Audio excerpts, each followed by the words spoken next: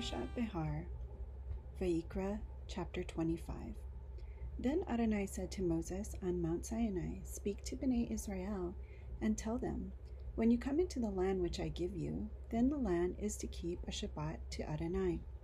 For 6 years you may sow your field, and for 6 years you may prune your vineyard and gather its fruits. But in the 7th year there is to be a Shabbat rest for the land, a Shabbat to Adonai. You are not to sow your field or prune your vineyard. You are not to reap what grows by itself during your harvest, nor gather the grapes of your untended vine. It is to be a year of Shabbat, rest for the land. Whatever the Shabbat of the land produces will be food for yourself, for your servant, for your maidservant, for your hired worker, and for the outsider dwelling among you, even for your livestock and for the animals that are in your land. All its increase will be enough food.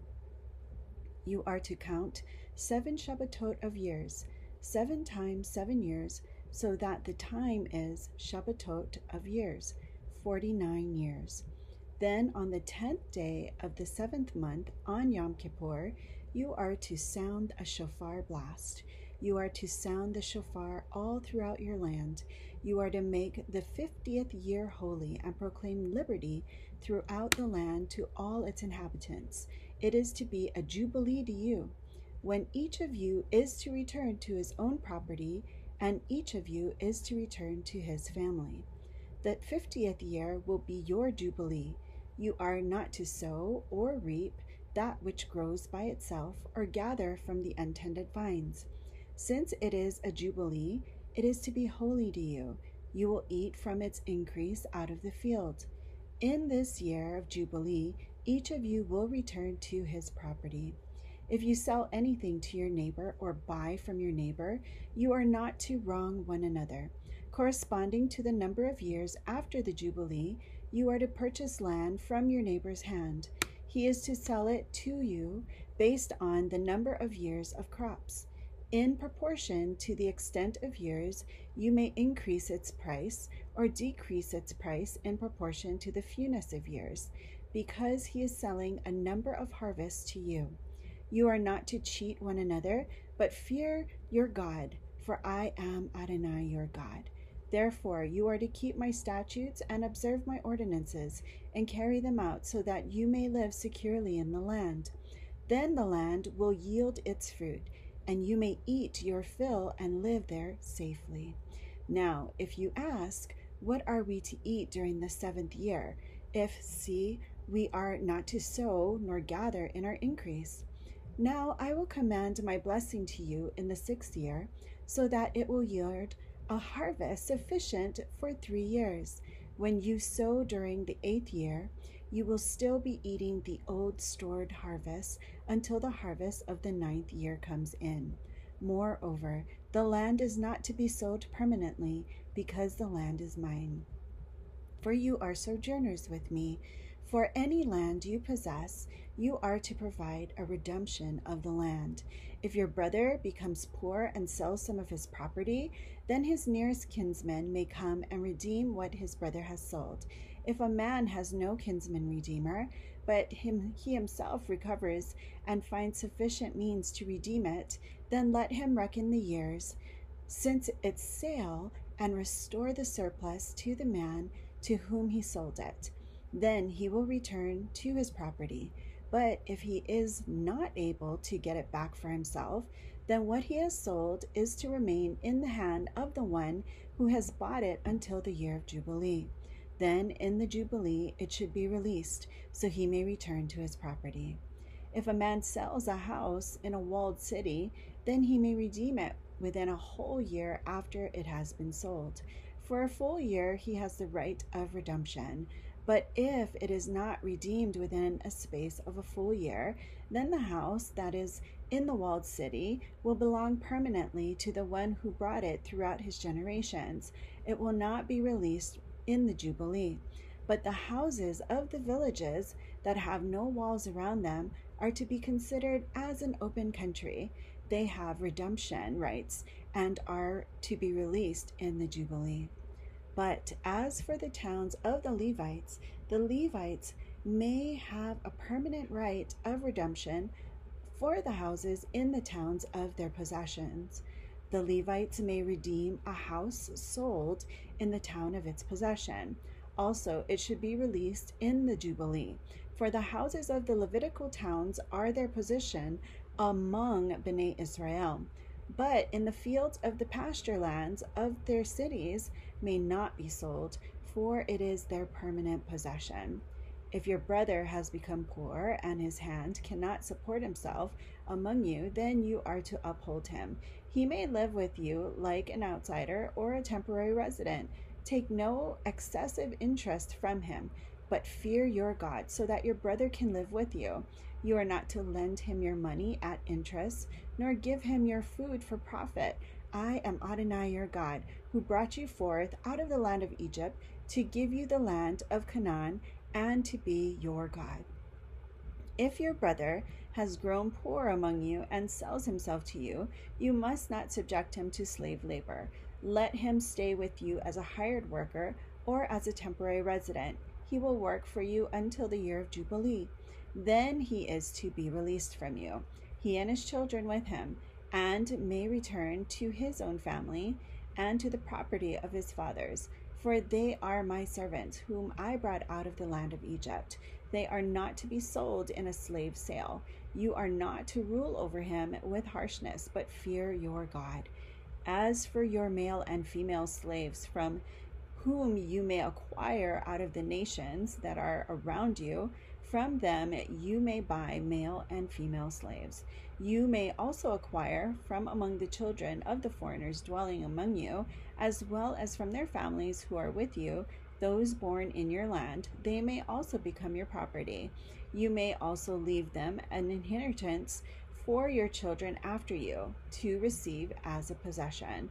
These may become your slaves permanently, but over your brothers, Bnei Israel, you must not rule over one another with harshness. If an outsider or sojourner with you becomes rich, while your brother besides him has become poor and sells himself to an outsider dwelling among you, or to a member of the outsider's family, after he is sold, he may be redeemed. One of his brothers may redeem him, or his uncle or his uncle's son may redeem him, or anyone who is a close relative to him from his family may also redeem him. Or if he has grown rich, he may redeem himself. He is to calculate with the one who brought him from the year that he sold himself to the year of Jubilee, and the price of his sale will be in proportion to the number of years. Like the days of a hired worker, it will be with him. If there are still many years in proportion to those, he is to reimburse the price of his redemption from his purchase price. If there remain only a few years until the Jubilee year, then he should calculate with him in proportion to his years of service. He is to reimburse the price of his redemption. He will stay with him as a hired worker year by year, but he is not to rule with harshness over him in your sight. Even if he is not redeemed by these means, then he will still be released in the year of Jubilee, he and his children with him. For Bnei Israel are my servants whom I brought out of the land of Egypt. I am Adonai your God. Chapter 26. You are not to make idols for yourself, nor raise up an engraved image, or a standing stone, or place any carved stone in your land to bow down to it. For I am Adonai your God. You are to keep my Shabbatot and have reverence for my sanctuary. I am Adonai. Parashat Bechukotai, Vayikra, chapter 26, verse 3. If you walk in my statutes, keep my mitzvot, and carry them out, then I will give you the rains in their season. The land will yield its crops, and the trees of the fields will yield its fruit. Your threshing will last until grape gathering. The grape gathering will last until sowing time. You will eat your bread to the full and live securely in your land. I will bring shalom in the land, and you will lie down, with no one making you afraid. I will remove dangerous beasts from the land, and no sword will pass through your land. You will chase your enemies, and they will fall before you by the sword. 5 of you will chase 100, and 100 of you will chase 10,000, and your enemies will fall by the sword before you. I will turn toward you, make you fruitful, and multiply you. I will confirm my covenant with you. You will eat the old harvest and clear out the old because of the new. I will set my tabernacle among you. My soul will not abhor you. I will walk among you and will be your God, and you will be my people. I am Adonai your God, who brought you forth out of the land of Egypt, so that you would not be their slaves. I have broken the bars of your yoke and make you walk upright. But if you will not listen to me, nor carry out all these mitzvot, and if you reject my statutes, and if your soul abhors my ordinances, so that you do not keep all my mitzvot, but instead break my covenant, then I will do the following to you in return. I will appoint terror over you, wasting disease and fever that will dim the eyes and cause the soul to pine away. You will sow your seed in vain, because your enemies will eat it. I will set my face against you, and you will be routed before your enemies. Those who hate you will rule over you, and you will flee when no one pursues you. If you, in spite of these things, will not listen to me, then I will chastise you 7 times more for your sins. I will break your pride of power. I will make you sky like iron, and your earth like bronze. Also, your strength will be spent in vain, for your land will not yield its increase, nor will the trees of the land yield their fruit. If you keep walking contrary to me and will not listen to me, then I will multiply the plagues on you 7 times like your sins. I will send the wild animals among you, which will rob you of your children, destroy your livestock, and make you so few in number that your roads will become deserted. Now, if in spite of these things you will not be chastened by me, but walk contrary to me instead, then I will also walk contrary to you. Then I will strike you, I myself, 7 times for your sins. I will bring a sword upon you that will execute the vengeance of the covenant, and you will be gathered together inside your cities. I will send the pestilence among you, and you will be given into the hand of the enemy. When I break your staff of bread, 10 women will bake your bread in one oven, and they will bring back your bread by weight, so that you will have to eat but not be satisfied. Yet, if in spite of this you will not listen to me, but walk contrary to me, then I will walk contrary to you in wrath. So I will chastise you 7 times for your sins. You will eat the flesh of your sons, and you will eat the flesh of your daughters. I will destroy your high places and cut down your altars of incense. Cast your dead bodies upon the bodies of your idols, and my soul will abhor you. I will lay waste your cities and devastate your sanctuaries. I will not smell your soothing aromas.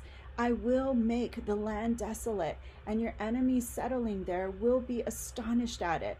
I will scatter you among the nations, and I will draw out the sword after you. So your land will become a desolation, and your cities will become waste. And the land will enjoy its Shabbatot all the days of its desolation, while you are in the land of your enemies. Then the land will rest and enjoy its Shabbatot. As long as it lies desolate, it will have its rest, the rest which it did not have from your Shabbatot when you lived on it. As for those who remain, I will bring weakness into their hearts and in the lands of their enemies, so that the sound of a driven leaf will put them into flight, and they will flee as one flees from the sword and fall, even when no one is pursuing. They will stumble over one another as if before the sword, when no one pursues, and you will have no strength to stand before your enemies. You will perish among the nations, and the land of your enemies will devour you. Those of you who are left in the land of your enemies will rot away because of their iniquity, and because of the iniquities of their fathers, they will rot away with them. But if they confess their iniquity and that of their fathers in the treachery they committed against me, and how they walked contrary to me. In return, I walked contrary to them and brought them into the land of their enemies. And if at that time their uncircumcised hearts become humbled, so that they accept the punishment for the iniquity, then I will remember my covenant with Jacob, and also my covenant with Isaac, and my covenant with Abraham, and I will remember the land. But the land will be deserted by them, and will enjoy its Shabbatot while it lies desolate without them. And they will accept the punishment of their iniquity, because they rejected my ordinances, and their soul abhorred my statutes. Yet, for all that, when they are in the land of their enemies, I will not reject them, nor will I hate them into utter destruction, and break my covenant with them, for I am Adonai their God. But for their sake I will remember the covenant of their ancestors, whom I brought out of the land of Egypt in the sight of the nations, that I might be their God. I am Adonai. These are the statutes, ordinances, and laws which Adonai made between himself and Bnei Israel at Mount Sinai by Moses. Vayikra chapter 27. Then Adonai spoke to Moses, saying, Speak to Bnei Israel, and say to them, when anyone makes a special vow to Adonai involving the valuation of persons, then your valuation of a male from 20 years old to 60 years old should be 50 shekels of silver, after the shekel of the sanctuary. If it is a female, then your valuation should be 30 shekels. If a person is from 5 years to 20 years old, then your valuation is to be 20 shekels for a male and 10 shekels for a female. If a person is from 1 month to 5 years old, then your valuation is to be 5 shekels of silver for a male and 3 shekels of silver for a female. If a person is from 60 years old and upward, it is a male, then your valuation is to be 15 shekels, and for a female, 10 shekels. But if he's poorer than your valuation, he is to be set before a Kohen, and the Kohen will set a value for him, in keeping with what the one who made the vow can afford. Now, if it is an animal that may be brought as an offering to Adonai, anything that one gives to Adonai will be holy. He is not to replace it or exchange it, either good for bad or bad for good. But if he does exchanges one animal for another, then both of it and the one for which it was exchanged will become holy. If it is any sort of unclean animal that may not be brought as an offering to Adonai, then he is to set that animal before the Kohen. The Kohen is to evaluate it, whether it is good or bad. As the Kohen values it, it so will be. But if he would redeem it, then he is to add a fifth to its valuation. If a man consecrates his house as holy to Adonai, then the Kohen is to evaluate it, whether it is good or bad. As the Kohen evaluates it, so it will stand. If the one who dedicates it would redeem his house, then he is to add a fifth of the money of your valuation to it, and it will become his. If one consecrates to Adonai part of the field of his possession, then your valuation is to be in proportion to the seed to sow it, an omer of barley at 50 shekels of silver. If he dedicates his field from the year of Jubilee, it will stand according to your valuation. But if he dedicates his field after the Jubilee, then the Kohen is to calculate for him the money according to the years that remain until the year of Jubilee, with a deduction to be made from your valuation. He who dedicates the field would ever redeem it, then he is to add a fifth of the money of your valuation to it, and it will remain his. But if he will not redeem the field, or if he has sold the field to someone else, it may not be redeemed anymore. But the field, when it is released in the Jubilee, will be a holy to Adonai as a consecrated field. It will be owned by the Kohanim. Now, if one consecrates to Adonai a field that he has bought, which is not from the fields of his possession, Then the Kohen is to calculate for him the worth of your valuation up to the year of Jubilee, and give your valuation on the day as holy thing to Adonai. In the year of Jubilee, the field is to return to the one from whom it was bought, to the one whom the possession of the land belongs. All your valuation should be according to the shekel of the sanctuary, 20 gerahs to the shekel. But the firstborn among the animals, which is to be made a firstborn to Adonai, may be dedicated by anyone. Whether an ox or sheep, it belongs to Adonai. If it is an unclean animal, then he is to buy it back according to your valuation, and add a fifth of the value to it. But if it is not redeemed, then it is to be sold according to your valuation. Nevertheless, no devoted thing which a man sets apart from all that he has for Adonai, whether man or animal, or from the field of his possession, may be sold or redeemed. Every devoted thing is most holy to Adonai. No one who may set apart from men for destruction is to be ransomed. He is surely to be put to death. All the tithe of the land, whether from the seed of the land or the fruit of the trees, belongs to Adonai, for it is holy to Adonai. If a man redeems anything of his tithe, he must add a fifth part to it.